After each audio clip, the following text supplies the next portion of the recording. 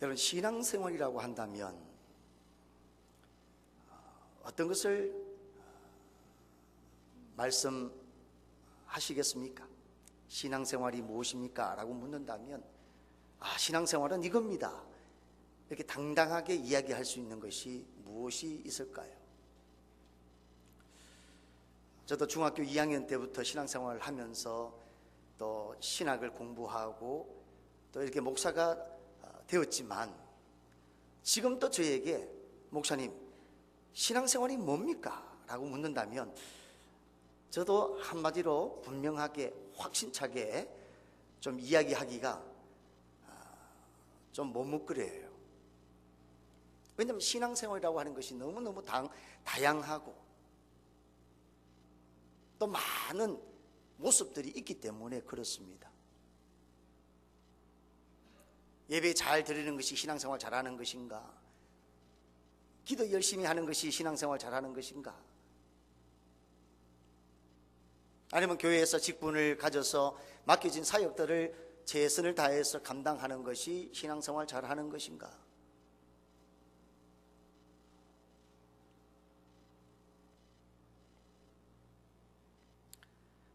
참 어려워요.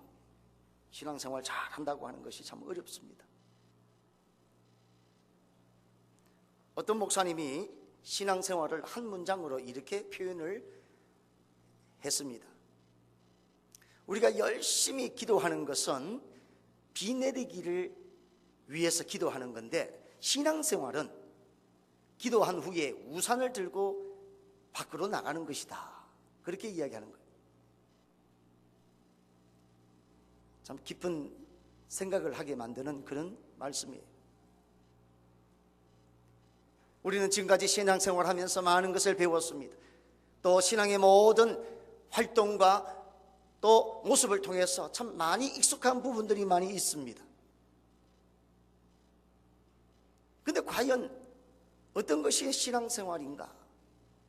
물론 다양한 모습이 있지만은 오늘 특별히 그 중에서 한 부분을 한번 생각해 보려고 합니다. 과연 신앙생활이 무엇인가? 하나님이 오늘 신앙생활을 하는 저와 여러분에게 말씀하고자 하시는 것이 무엇인지를 한 영역에 포커스를 맞춰서 한번 생각해 보려고 합니다. 그래서 과연 우리 신앙이 무엇인지, 믿음이 무엇인지, 그리고 그 속에서 우리에게 주고자 하시는 그 원리가 무엇인지를 한번 살펴보십시다. 오늘 우리 본문에 보면 엘리사가 하나님의 음성을 전달하고 있습니다. 1절 말씀에 보면 엘리사가 이르되 여호와의 말씀을 들을지어다.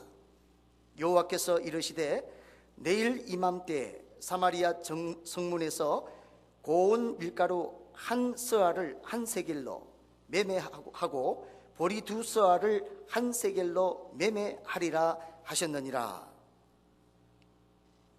이 이야기를 들은 왕의 의지하는 장관, 그러니까 왕이 굉장히 신임하고 또 많이 신뢰하는 그런 장관인 것 같아요. 그 장관이 엘리사에게 이렇게 반문합니다.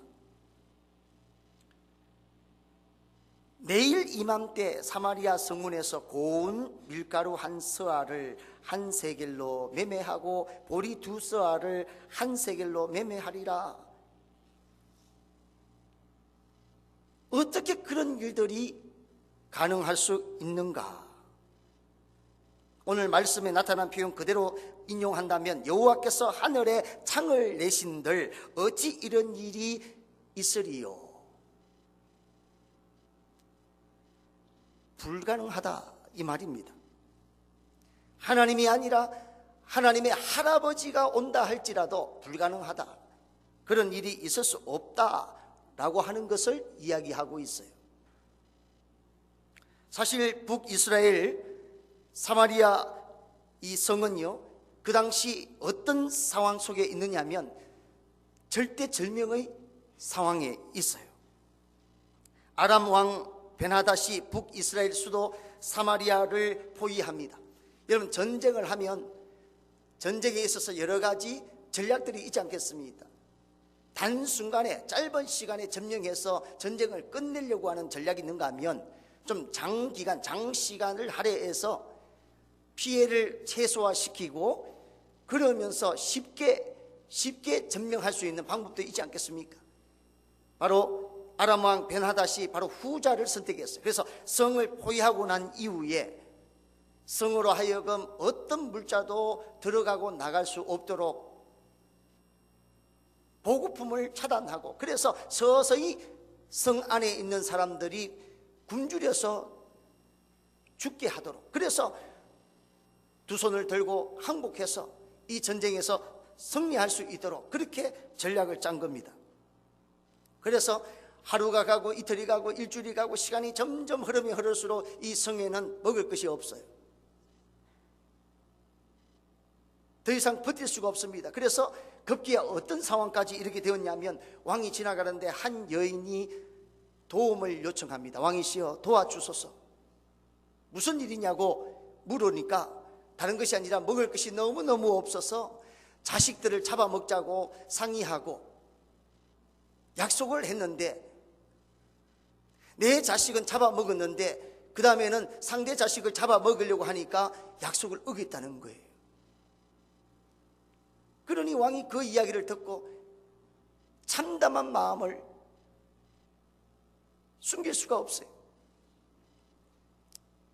그러면서 하나님 앞에 나아가면서 결국은 하나님이 이 모든 상황을 이렇게 만들었다고 이야기하면서 그 모든 원한, 그 모든 저주를 바로 엘리사에게 집중합니다.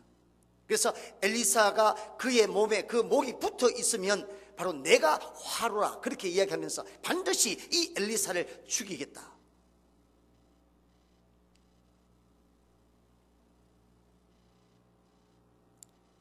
그럴 때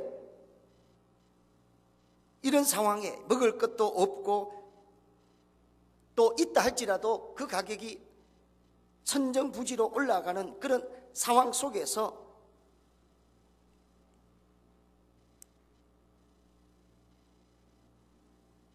엘리사는 하나님의 음성을 듣고 내일 이맘때에, 지금까지 오랜 시간 동안 굶주리고 먹을 것이 없어서 아주 비참하게 너무너무 고통스럽게 지냈는데, 내일 이맘때에 사실 밀가루 한 서아 그리고 보리 두 서아 이것이 한 세겔로 매매된다라고 하는 것은 이제는 회복된다는 거예요.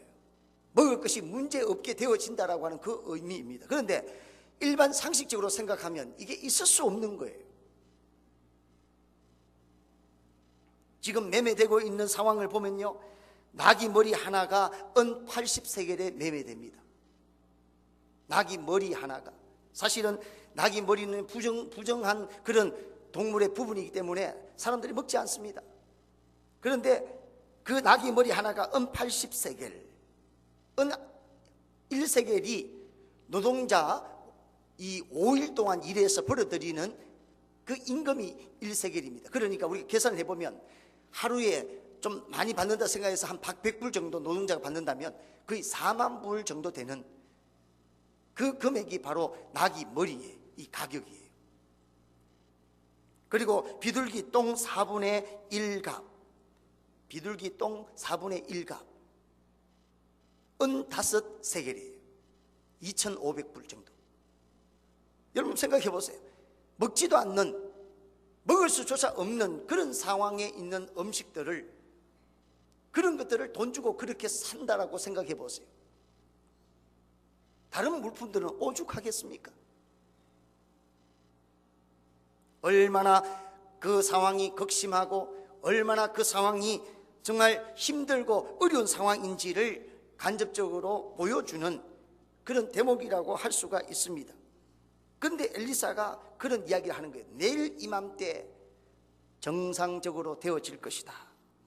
내일 이맘때 이제 밀가루로 보리로 밥을 해먹고 빵을 해먹고 그러면서 여러분들이 정상적으로 살아갈 수 있을 것이다 라고 이야기를 합니다. 여러분 사실 장관이 말한 거 그죠?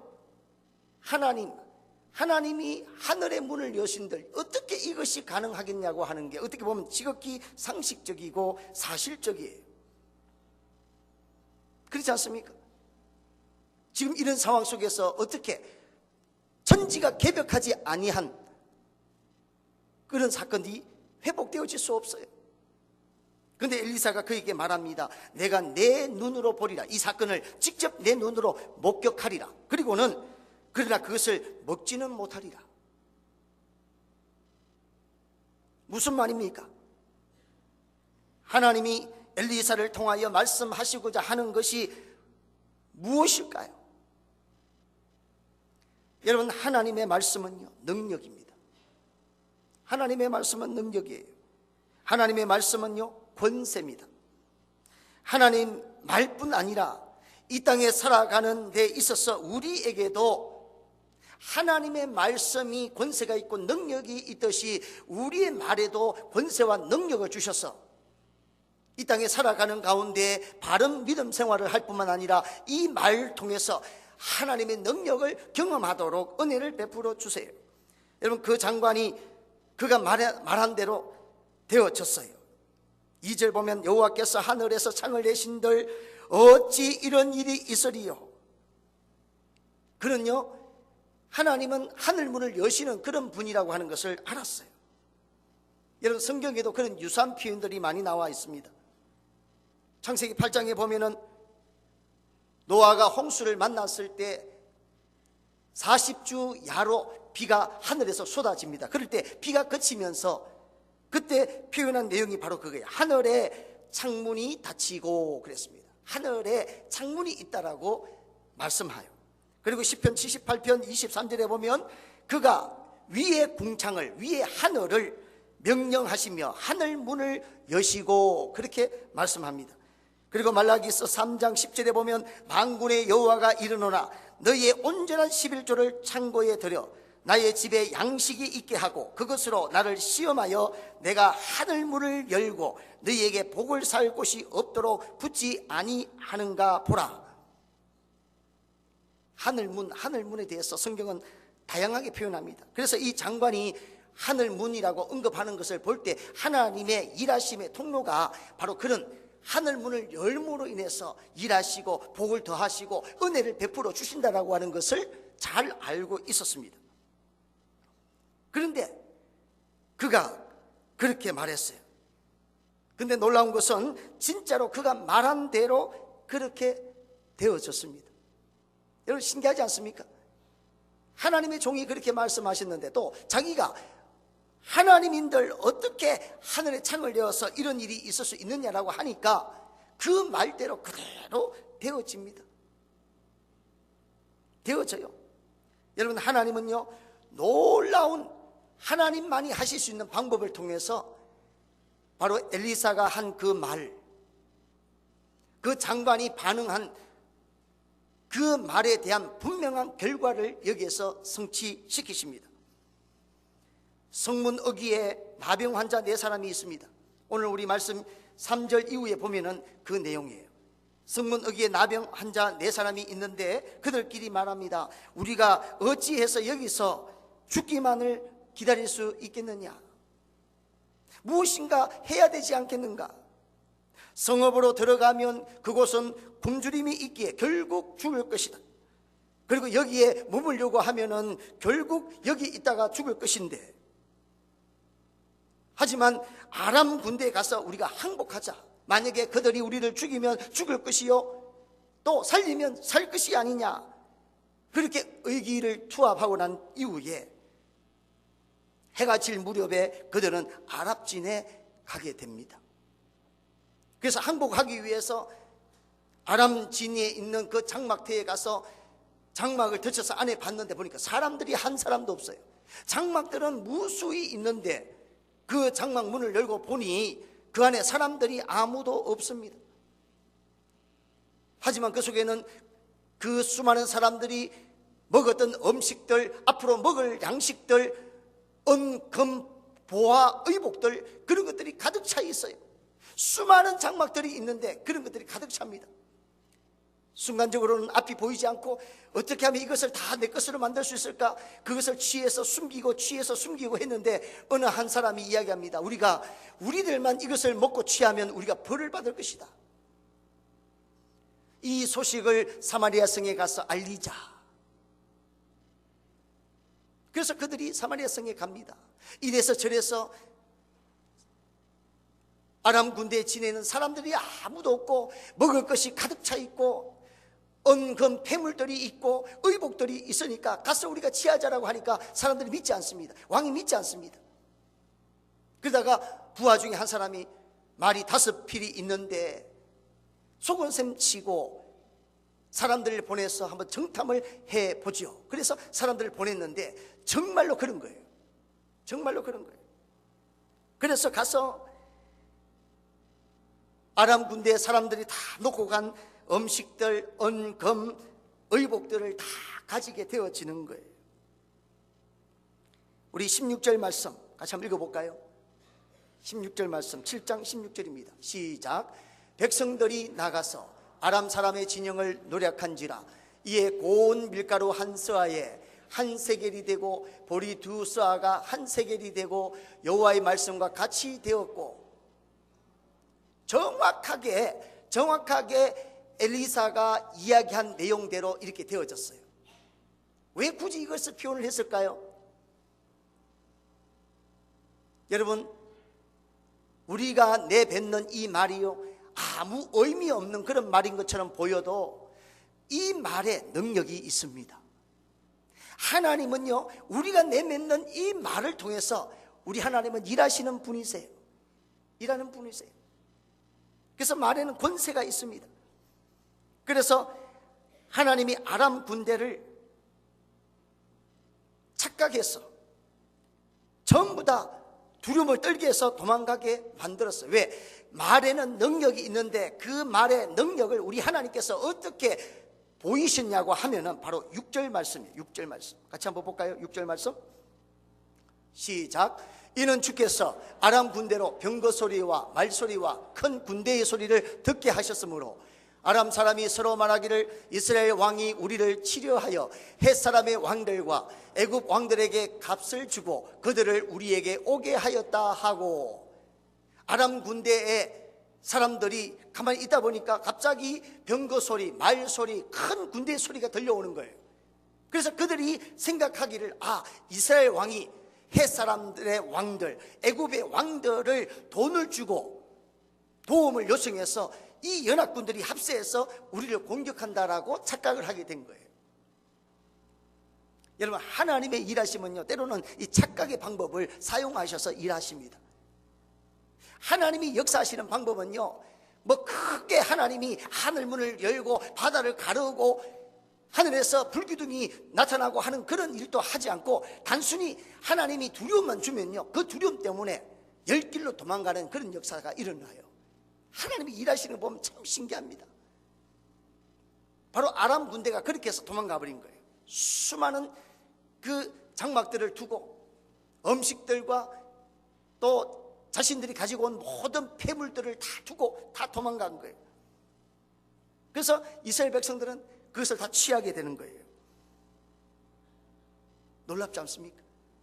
그리고 17절에 보면 다시 한번 읽겠습니다. 17절 시작. 왕이 그의 손에 의지하였던 그의 장관을 세워 성문을 지키게 하였더니 백성이 성문에서 그를 밟음에 하나님의 사람의 말대로 죽었으니 곧 왕이 내려왔을 때 그가 말한 대로라. 정확하게 엘리사가 이야기한 대로 성취되어져요. 어떻게 하나님인들 하늘 문을 열어서 이런 일들이 가능하게 되어질 수 있겠느냐? 내일 이맘때, 여러분 지금까지 펼쳐진 삶의 환경을 보고 컨디션을 보면 도저히 이 상황은 쉽게 바뀌어질 상황이 아니에요. 근데 내일 이맘때라고 하는 그 이야기를 통해서 이 장관은요, 그런 반응을 하는 거예요. 하나님인들 어떻게 하늘 문을 열어서 이런 일이 가능하게 하겠느냐? 이 장관은 눈으로는 봅니다. 하나님이 얼마나 위대하신지, 또 이 모든 일들을 우리 하나님이 어떻게 이루시는지 눈으로는 경험하게 하고 목도하게 하는데, 그것을 직접 만지고 직접 누리고 직접 먹도록 하시지는 않는다는 거예요. 여러분, 말이 그만큼 중요합니다. 하나님은요, 우리가 말한 대로 말한 대로 역사하시고 말한 대로 일하시는 분이세요. 하나님의 일하심과 우리의 이 말은요, 밀접한 상관관계가 있어요. 우리 지난주에도 말에 관계되는 말씀을 전했습니다. 여러분, 믿음은요, 말과 밀접한 관계가 있어요. 우리가 어떤 말을 하느냐, 그 말대로 우리 삶이 펼쳐지는 거예요. 내가 현재 말하는 것이 다름 아닌 내일의 나의 모습이라고 하는 사실을 여러분 분명히 믿으시기를 바랍니다. 믿음이라고 하는 게 뭐예요? 여러분, 오늘 내가 어떤 말을 하느냐, 그 말을 통해서 우리 하나님은 일하시고 결국 그렇게 만드셔요. 그래서 하나님은요, 우리의 이 믿음의 말과 함께 합력해서 하나님은 일하세요. 일하십니다. 오늘도 얼마나 위대하신 하나님이신지 단순히 이 말로 본인이 천지 만물을 만드시는 그 이후부터 시작해서 지금까지 말로 역사하셨어요. 선지자를 통하여 말씀을 주셨고, 선지자는 하나님의 그 말씀을 증거하면서 그 말이 이 땅에 어떻게 성취되어지고 어떻게 역사하시는지 말로 통해서 우리 하나님은 일하셨습니다. 결국은 말한 대로 되어지는 거예요. 히브리서 11장 1절에서 3절 말씀이에요. 같이 읽겠습니다. 시작. 믿음은 바라는 것들의 실상이요 보이지 않는 것들의 증거니 선진들이 이로써 증거를 얻었느니라. 믿음으로 모든 세계가 하나님의 말씀으로 지어준 줄을 우리가 아나니 보이는 것은 나타난 것으로 말미암아 된 것이 아니니라. 뭘 말하고 있습니까? 여러분, 현재 내가 말하고 있는 것, 이것은요, 다름 아닌 바로 과거에 말한 증거가 되어지는 거예요. 현재 내가 말하고 있는 그것은 다름 아닌 미래에 대한 기대, 그 기대가 이루어지는 실상이 되어진다라고 하는 사실이에요. 그러므로 내가 어떤 말을 하고 사느냐, 이것은 다름 아닌 바로 내일 나의 모습이 결정짓게 되어진다라고 하는 말이에요. 하나님이 말씀으로 세상을 지으시고 다스리시는, 그리고 이끌으시는 그런 방법이 바로 말씀으로 하시는 거예요. 그 예가 바로 이것입니다. 여러분, 나사로의 죽음 너무나 잘 아시죠? 예수님이 좀 일찍 오면은 병든 나사로가 살아나게 될 것이라고 생각해서 그 누이들이 예수님을 간절히 찾습니다. 간절히 빨리 오기를 기다립니다. 그런데 예수님이 오기 전에 그 오라비 나사로가 죽습니다. 죽고 난 이후에 예수님이 나타나니까 이렇게 말합니다. 시신의 냄새가 난다고. 시신에서 냄새가 나는데 이제 온들 무슨 소용이 있습니까? 라고 이야기를 합니다. 이건 실상이에요. 사실입니다. 그잖아요. 죽고 난 이후에 시간이 흐르면은 당연히 시신에서 냄새가 나지요. 그러나 눈에 보이는 이 시신으로는요, 우리를 더욱 실망하게 하고 힘들게 하지만 하나님의 역사는 우리는 기대할 수 없어요. 요한복음 11장 25절에 보면, 요한복음 11장 25절 말씀 같이 한번 읽겠습니다. 없어요? 예, 제가 대신 읽겠습니다. 예수께서 이르시되 나는 부활이요 생명이니 나를 믿는 자는 죽어도 살겠고 무릇 살아서 나를 믿는 자는 영원히 죽지 아니하리니 이것을 내가 믿느냐. 우리 주님은요, 마리아와 마르다에게 사실은 이 말씀을 하고 싶은 거예요. 내가 시신의 냄새 납니다. 왜 이제 왔습니까? 좀 더 일찍 왔다면 오라비가 나을 수 있었을 텐데, 이런 말이 아니라 우리 주님은 부활이십니다. 우리 주님은 생명이십니다. 그리고 나를 믿는 자는, 우리 주님을 믿는 자는 죽어도 살겠고 또 무릇 살아서 믿으며 우리는 영원히 죽지 않을 것입니다라고 하는 그런 믿음의 고백, 그런 말을 우리 주님은 듣기를 원하셨어요. 여러분, 믿음은요, 고백하고 그리고 현실로 이루시는 하나님을 경험하는 거예요. 이게 바로 믿음 생활입니다. 여러분, 이스라엘 백성들이 가데스 바네아에 갔을 때 12 정탐꾼을 그곳에 보냅니다. 과연 가나안 땅이 어떤 땅인지를 둘러보기 위해서 각 지파에서 대표 한 사람씩 뽑아서 12명을 보냅니다. 다 보고 난 이후에 와서 보고하는데 뭐라고 이야기합니까? 대다수 정탐꾼들은 말합니다. 그곳에는 안악 자손이 있고 그들은 거인이고 우리는 그들 보기에 메뚜기와 같이 아주 보잘것없는 그런 존재이기에 우리는 가면 안 됩니다. 가면 죽습니다. 가면 끝납니다. 지금까지 고생해서 여기까지 왔는데 이제 가는 순간에 우리는 끝장납니다 라고 이야기를 합니다. 그런데 요수아와 갈렙은 어떻게 말합니까? 민수기 14장 7절 이하에 보면 이렇게 말합니다. 우리가 정탐한 땅은 심히 아름다운 땅이니라. 여호와께서 우리를 기뻐하시면 우리를 그 땅으로 인도하여 들이시고 그 땅을 우리에게 주시리라. 이는 과연 젖과 꿀이 흐르는 땅이니라. 하나님이 하나님의 사람들에게 요구하는 말은 바로 이런 말이에요. 하나님이 이미 가나안을 이스라엘 백성들에게 주시고자 약속하셨어요. 젖과 꿀이 흐르는 땅이라고 말씀하셨어요. 그러면 우리는요, 선택의 여지는 바로 이겁니다. 그렇구나, 하나님이 우리에게 가나안 땅을 주시고자 하시는데 그 땅은 젖과 꿀이 흐르는 땅이구나. 우리에게 복을 주기 위해서, 우리에게 은혜를 베풀어 주시기 위해서 우리에게 주신 땅이구나. 할렐루야, 아멘. 그러고 그냥 받으면 되는 거예요. 그렇게 고백하면 됩니다. 요수아와 갈렙처럼. 사실 가나안 땅이 정말 젖과 꿀이 흐르는 땅일까요? 아닙니다. 우리가 말씀을 통해서 보면요, 가나안 땅이 얼마나 척박한지, 또 그곳에서 정복 사역을 얼마나 신랄하게 또 힘겹게 감당해야 되는지, 이스라엘 백성들 입장에서 사실은 뭐냐면 가나안 땅은요, 척박한 땅이에요. 위험한 땅이에요. 살 수 없는 곳입니다. 하지만 하나님이 가나안 땅을 젖과 꿀이 흐르는 땅이라고 분명히 말씀하셨어요. 하나님이 말씀하셨음에 우리도 그렇게 믿음으로 고백하고 가면 바로 젖과 꿀이 흐르는 땅이 되어지는 것입니다. 여러분, 말에 그만큼 파워가 있는 거예요. 믿음으로 고백하면 고백한 그 말이 바로 우리 현실을 통해서 그대로 이루어지는 역사가 우리 가운데 있다라고 하는 사실이에요. 여러분, 혼다 켄이라고 하는 사람이 적은 돈과 인생의 비밀이라고 하는 책이 있습니다. 그 책의 내용을 보면요, 일본 문화를 소개하는 이 체험단이 이게 꾸려졌는데 그 중에 본인도 그 중에 껴서 미국에 온 거예요. 20살의 젊은 나이에. 그래서 투어를 다 마치고 또 일본 문화를 소개하고 그러면서 마지막 경유지인 플로리다에 갔는데 그곳에 게라라고 하는 사람을 만나게 됩니다. 그 사람은 유대인이에요. 아주 거부입니다. 그런데 그 거부인 게라가 바로 혼다 켄이라고 하는 이 청년을 보면서 마음이 움직여서 어떻게 하면 부자가 되는지, 부자가 되는 비결을 가르쳐 줍니다. 그 내용이 바로 이 돈과 인생의 비밀이라고 하는 책의 내용입니다. 그 중에서 소개한 내용을 여러분에게 소개해 드립니다. 자네가 평소 사용하는 말이 자네의 미래를 만든다네. 자네가 다른 사람에 대한 험담이나 부정적인 말과 소문들을 내뱉으면 자네의 장래도 그렇게 부정적인 것들로 가득 차게 되네. 자네가 기쁨, 희망, 비전, 풍요로움을 말하면 자네의 인생 역시 기쁨과 희망으로 충만하게 되지. 여러분, 말이 그만큼 중요해요.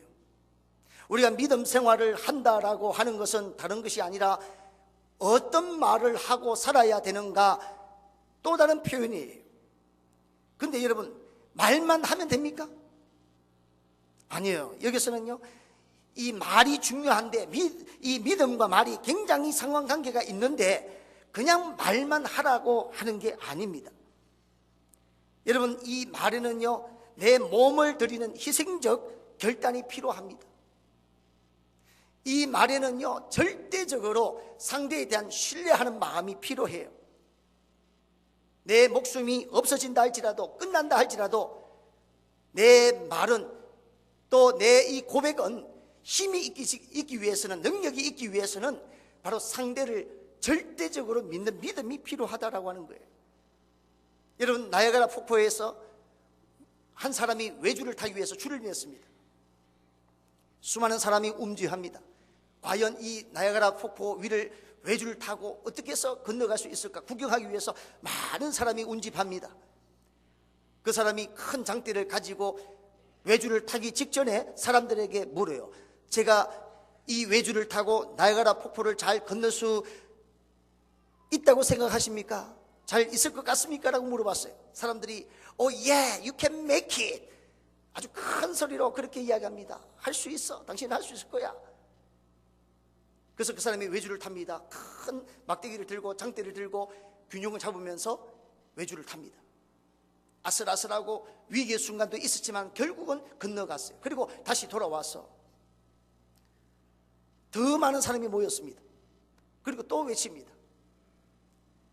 제가 만일에 의자를 제 어깨에 얹고 잘 묶어서 다시금 제가 도전한다면 이번에도 안전하게 잘 건널 수 있다고 생각하십니까? 하니까 또 와 소리 지르면서 이야 you can make it 쫙 이야기하는 거예요.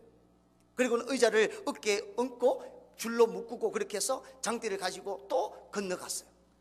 또 위기의 순간도 있습니다. 바람이 붑니다. 아슬아슬하고 보는 사람들로 하여금 손에 땀을 쥐게 합니다. 하지만 결국은 그 나가라 폭포를 건넜어요. 그리고 다시금 돌아와서 사람들이 더 많이 모였습니다. 그 사람들을 향해서 또 이야기합니다. 제가 만일 이 의자 위에 사람을 태우고 건넌다면 건널 수 있을 것이라고 생각합니까? 그러니까 사람들이 또 똑같이 예, you can make it 그렇게 확 환호를 치는 거예요. 그러면서 굉장히 엄숙한 목소리로 이야기합니다. 자원자를 받습니다. 여러분 중에 한 분만 나오세요. 자원자를 받습니다 하니까 한순간에 그렇게 환호하고 그렇게 소리 지르던 사람들이 한순간에 침묵을 지킵니다. 아무도 서로 쳐다보고 하늘을 쳐다보고 여러분 중에 한 사람을 기다립니다. 나오십시오. 그리고 이 의자 위에 타십시오. 그리고 제가 건너겠습니다 하니까 아무도 안 나와요. 여러분 우리의 신앙이 바로 이런 모습과도 같아요. 말에는 파워가 있다 그랬습니다. 하나님은 말을 통해서 하나님의 자녀의 말을 통해서 하나님이 원하시는 그런 말을 통해서 하나님은 오늘도 능력 있는 하나님, 당신의 일을 초자연적인 방법과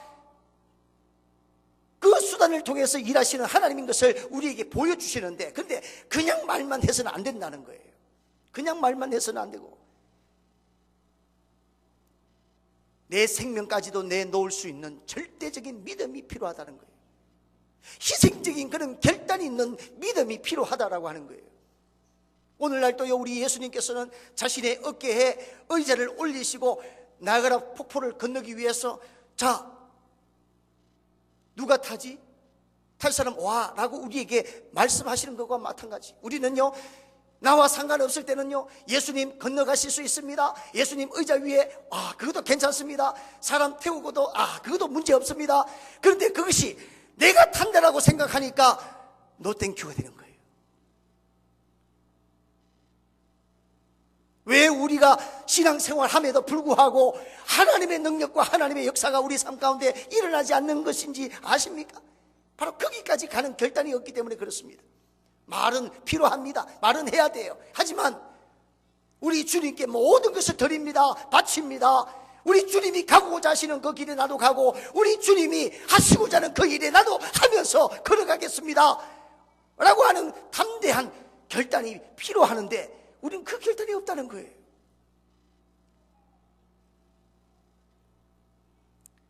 여러분 분명히 기억하시기 바랍니다. 내가 말하는 거 중요합니다. 하나님은 내 말을 통해서 일하시는 하나님이세요.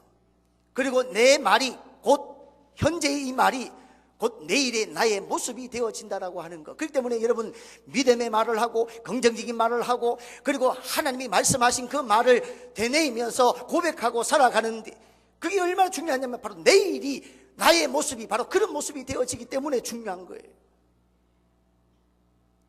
그렇기 때문에 현재 여러분 어떤 말을 하고 살아가는지 이게 중요합니다.